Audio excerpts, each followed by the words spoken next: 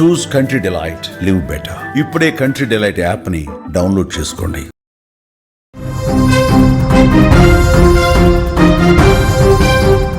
Israel Iran వార్కు సంబంధించి war zone breaking news అందుతోంది. ఇజ్రాయెల్ పై ఇరాన్ భీకర దాడులు చేసింది. పతావన్ క్షిపణులతో దాడులు చేసింది ఇరాన్. సైనిక స్థావరాలు, ఎయిర్ బేస్లు లక్ష్యంగా అటాక్స్ మొదలుపెట్టేసింది. ఇజ్రాయెల్ పైకి మిసైల్స్ ప్రయోగిస్తోంది ఇరాన్. ఇజ్రాయెల్ రక్షణ వ్యవస్థను ఇరాన్ ధ్వంసం చేసుకుంటూ పోతోంది. ఇజ్రాయెల్ ప్రధాన హాస్పిటల్ సొరోఖాపై బాంబులు పడ్డాయి. బాంబుల దాటికి హాస్పిటల్ పూర్తిగా ధ్వంసమైన పరిస్థితుంది. శిథిలాల కింద 100 మంది పేషెంట్లు ఉన్నట్టుగా సమాచారం వస్తుంది. బిగ్ బ్రేకింగ్ న్యూస్ మనం చూస్తున్నాం. భారీగా మృతులు ఉండే అవకాశం ఉన్నట్లుగా సమాచారం వస్తుంది. సోషల్ మీడియాలో ఈ దాడికి సంబంధించిన దృశ్యాలు వైరల్గా మారుతున్నటువంటి పరిస్థితి మనం స్క్రీన్లో కూడా చూస్తున్నాం. ఆ దృశ్యాల్ని ఇరాన్ ఇజ్రాయెల్ మధ్య భీకర యుద్ధం ఎటు దారి తీస్తోందన్న ఒక ఆందోళన ప్రపంచ దేశాలు కూడా పట్టుకుంది. రెండు వైపుల నుంచి బాంబు దాడులు ఇక పీక్ స్టేజ్కు చేరుకున్న పరిస్థితి ఉంది. ఇజ్రాయెల్ పై ఇరాన్ దళాలు ఏ విధంగా విరుచుకుపడుతున్నాయో విజువల్స్ చూస్తే అర్థమవుతుంది. ఇరాన్ ప్రయోగిస్తున్న బాలిస్టిక్ క్షిపణుల కారణంగా ఇజ్రాయెల్ రక్షణ వ్యవస్థ ధ్వంసమైంది. ఇజ్రాయెల్లోని ఆసుపత్రులు, స్కూల్స్, నివాస ప్రాంతాల్లోకి ఇరాన్ క్షిపణులు దూసుకెళ్తున్నాయి. దీంతో భారీగా ప్రాణ నష్టం జరిగినట్టుగా కనిపిస్తోంది. తాజాగా ఇరాన్ బాలిస్టిక్ క్షిపణులు ఇజ్రాయెల్లోని పలు నగరాల్లో బీభత్సం సృష్టించాయి. Tel Aviv, Ramat Gan, Holon, Beersheba నగరాలపై ఇరాన్ విరుచుకుపడుతోంది. అక్కడ భయానక వాతావరణం కనిపిస్తుంది. ఒక బీభత్సమైనటువంటి దృశ్యాలు అక్కడ కనిపిస్తున్నాయి. స్థానికంగా ఉన్నటువంటి ప్రజలు భయంతో పరుగులు పెడుతున్నటువంటి దృశ్యాలు కూడా మనం స్క్రీన్లో చూడొచ్చు. బీర్షెబాలోని సొరోఖా ఆసుపత్రిపై ఇరాన్ ఒక్కసారిగా దాడి చేయడంతో భవనం పూర్తిగా దెబ్బతింది. ఒక్కసారి విజువల్స్లో మీరు చూస్తే భవనం ఏ విధంగా దెబ్బతిందో మనం చూస్తున్నాం. పూర్తిగా కూడా గోడలన్నీ పగుళ్ళు కనిపిస్తున్నాయి. టైల్స్ కూడా పూర్తిగా పగుళ్ళు వచ్చేసినాయి. ఎక్కడికక్కడ పూర్తిగా కూలిపోతున్నటువంటి పరిస్థితి అక్కడ చూస్తూ ఉన్నాం. ఏ విధంగా దెబ్బతిందో, ధ్వంసమైందో దృశ్యాలు మనం చూడొచ్చు. హాస్పిటల్ లోపల ఇంకా పెద్ద ఎత్తున డ్యామేజ్ జరిగినట్టుగా తెలుస్తుంది. పేషెంట్లు తీవ్రంగా ఇబ్బంది పడ్డ పరిస్థితుంది. పూర్తిగా శిథిలాల లోపల కొంతమంది పేషెంట్లు కూడా ఉన్నారు అన్న సమాచారం వస్తుంది. ఇంకా పూర్తి వివరాలు రావాల్సి ఉంది. దెబ్బతిన్నటువంటి హాస్పిటల్కి సంబంధించి ఆ దృశ్యాలు మరికొద్ది సేపట్లోనే వస్తాయి. హాస్పిటల్ పూర్తిగా ఏ విధంగా ధ్వంసమైందో మనం చూస్తున్నాం. లోపలి భాగంలో అయితే పేషెంట్లు ఎక్కడైతే ఎక్కువగా ఉంటారో అక్కడ క్షిపణి దాడి జరిగినట్టుగా తెలుస్తోంది. అక్కడ పెద్ద ఎత్తున మృతులు ఉండే అవకాశం ఉన్నట్లుగా సమాచారం వస్తుంది. ఆసుపత్రిలో ఉన్న పేషెంట్స్ కావచ్చు, వైద్యులు కావచ్చు, ప్రాణ భయంతో పరుగులు పెడుతున్నటువంటి పరిస్థితుంది. ఈ దాడిలో పలువురు గాయపడ్డారు. అత్యవసర బృందాలు స్పందించడంతో వాళ్ళంతా ప్రాణాపాయం నుంచి కొంతమంది తప్పించుకున్నట్టుగా తెలుస్తోంది. దీనికి సంబంధించిన వీడియోలు సోషల్ మీడియాలో వైరల్గా మారుతున్నాయి. ఇరాన్ ఏ విధంగా దాడులు చేస్తుందో మనం చూస్తున్నాం. ఇజ్రాయెల్ ప్రముఖ ఆసుపత్రి సొరోఖా మీద దాడికి సంబంధించిన దృశ్యాలు మీరు స్క్రీన్ మీద చూస్తూ ఉన్నారు. ముఖ్యంగా ఇరాన్ దాడులు పూర్తిగా జనావాసాల్లోకి, ఆసుపత్రుల మీదకి, స్కూళ్ల మీదకి చేస్తున్నటువంటి పరిస్థితి ఇబ్బందులు పడుతుంది.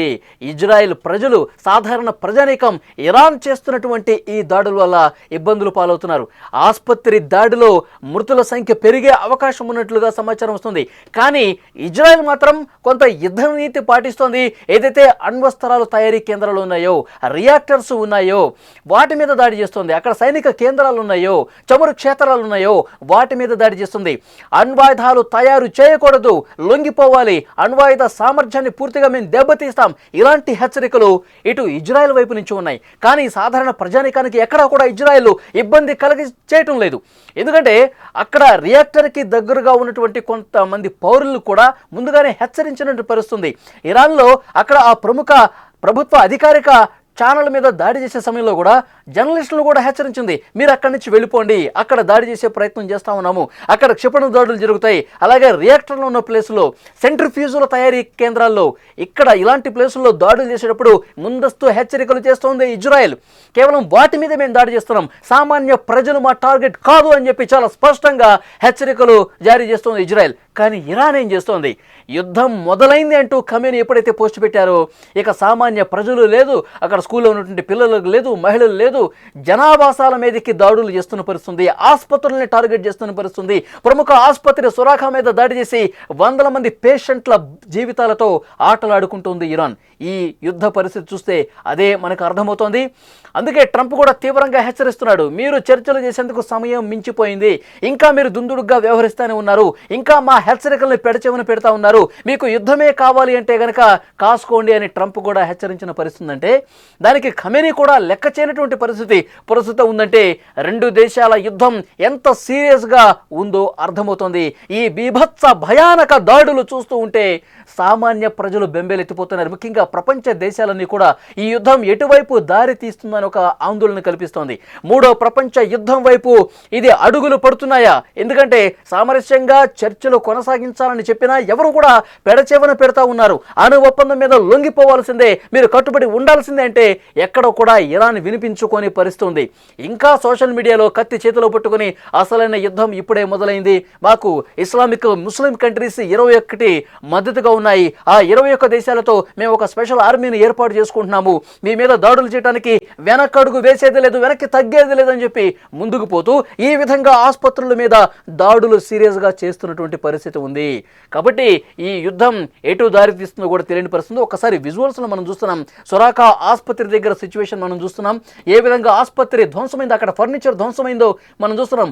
లోపల పేషెంట్లు కూడా అక్కడ వాళ్ళు ఉన్నటువంటి రూముల్లో కూడా పెద్ద ఎత్తున ఆ దాడికి కుదేలైపోయింది. పేషెంట్లందరూ కూడా చెల్లాచెదురుగా పడిపోయినట్టుగా తెలుస్తుంది. రక్తపాతం సృష్టించింది ఇరాన్ ఇజ్రాయెల్ ఆసుపత్రి మీద దాడి చేసి. దాడి జరిగినటువంటి ఆ ధ్వంసమైనటువంటి దృశ్యాలు చాలా స్పష్టంగా విజువల్స్ లో మనం చూస్తా ఉన్నాం.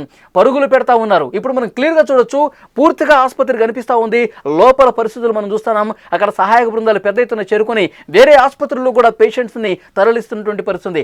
ఒక్కసారిగా బాలిస్టిక్ క్షిపణి పతావన్ క్షిపణులతో ఇరాన్ దాడి చేసింది.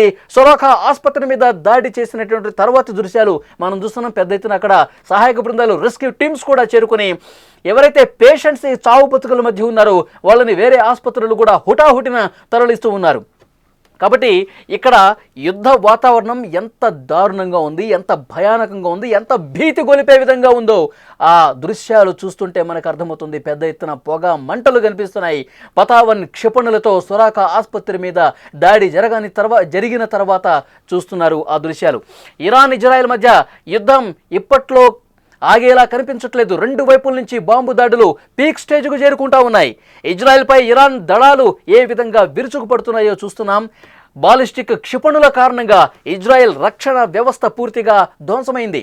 ఇజ్రాయెల్లోని ఆసుపత్రులు, స్కూళ్లు, నివాస ప్రాంతాలు ఒకటి కాదు, అన్నింటి మీద ఇక దాడులు కొనసాగుతాయని చెప్పి స్పష్టమైన హెచ్చరిక ఇరాన్ నుంచి వచ్చింది. దానికి అనుగుణంగానే ఈ దాడులు జరుగుతున్న పరిస్థితి. ఇక ట్రంప్ ఈ పరిస్థితుల్లో ఏం చేస్తారు అన్నది కూడా ఇక్కడ హాట్ టాపిక్గా మారింది. ఎందుకంటే ట్రంప్ G7 సమ్మిట్ నుంచి ఎప్పుడైతే హుటాహుటిన ఈ పశ్చిమాసియాలో ఉద్రిక్త వాతావరణం నేపథ్యంలో ఆయన మీటింగ్స్ కూడా కొన్ని వదులుకొని అమెరికాకి వచ్చేశారు. ఆ తర్వాత పరిస్థితులు మనం చూస్తున్నాం. ఆసిమ్ మునీర్తో కూడా భేటీ అయ్యారు. ఆసిమ్ మునీర్తో పాకిస్తాన్ ఆర్మీ చీఫ్తో భేటీ కావడానికి రీజన్ కూడా స్పష్టంగా అర్థమవుతోంది. మిత్ర దేశాలు, ఇరాన్కి మిత్ర దేశాల్లో పాకిస్తాన్ కూడా ఉంది, 21 దేశాల్లో పాకిస్తాన్ కూడా ఉంది. పాకిస్తాన్ దాడి చేస్తుంది మా ఇరాన్ మీదకి ఎవరైనా వస్తే అని చెప్పి పాకిస్తాన్ నుంచి ఆ హామీ వచ్చిందని చెప్పి ఖమేనీ ప్రకటించినటువంటి నేపథ్యంలో ఈ మిత్ర దేశాల జట్టును మనం చెల్లాచెదురు చేయాల్సినటువంటి అవసరం ఉంది. ఈ మిత్ర దేశాలు ఒకటిగా ఉంటే ఎప్పటికైనా ఇబ్బంది అని చెప్పి ట్రంప్ భావించిన నేపథ్యంలో మీరు ఇరాన్తో కలవద్దు, ఇరాన్కి సహకారం అందించొద్దు, ఇరాన్తో కలిసి మీరు దాడులు చేయొద్దు అని చెప్పేందుకే ఆసిమ్ మునీర్ని పిలిచి చర్చలు జరిపాడని చెప్పి సమాచారం వస్తుంది. సో ట్రంప్ గ్రౌండ్ వర్క్ చేస్తూ ఉన్నారు. ఇరాన్ మీద ఏ క్షణం అయిసనే నేరుగా ఇజ్రాయెల్తో కలిసి రంగంలోకి దిగి దెబ్బ కొట్టే పరిస్థితి కూడా ఉంది అని చెప్పి పెద్ద ఎత్తున చర్చ ఉంది. ఎందుకంటే ట్రంప్ చెప్పినా వినట్లేదు. అణ్వస్త్రాల తయారీకి సంబంధించి మీరు అక్కడే ఆగిపోండి, మీరు అణ్వాయుధాలు తయారు చేయటం మాకు ఇష్టం లేదు, అది ప్రపంచానికే ప్రమాదకరం, ఇప్పటికైనా లొంగిపోకమని మీరు ఇప్పటికే తీవ్ర నష్టాన్ని చవిచూశారు, ఇంకా మీరు భారీ మూల్యం చెల్లించుకోక తప్పదు అంటూ ట్రంప్ హెచ్చరించిన ఖమేనీ వినిపించుకోలేదు. ఇంకా దాడులు చేస్తానే ఉన్నారు. ఇంకా పదునైనటువంటి ఆయుధాలతో, బలమైనటువంటి క్షిపణులతో దాడులు కొనసాగుతున్నాయని ఈరోజు తాజాగా పతావన్ బాలిస్టిక్ క్షిపణులతో ఇజ్రాయెల్ గగనతనాన్ని ఛేదించుకుంటూ సొరాఖా ఆసుపత్రి మీద దాడి చేసి అక్కడ పెద్ద ఎత్తున సామాన్య ప్రజానీకానికి, పేషెంట్లకు ఇబ్బంది కలగజేస్తూ ఆసుపత్రి ఏ విధంగా ధ్వంసమైందో మనం చూస్తూ ఉన్నాం.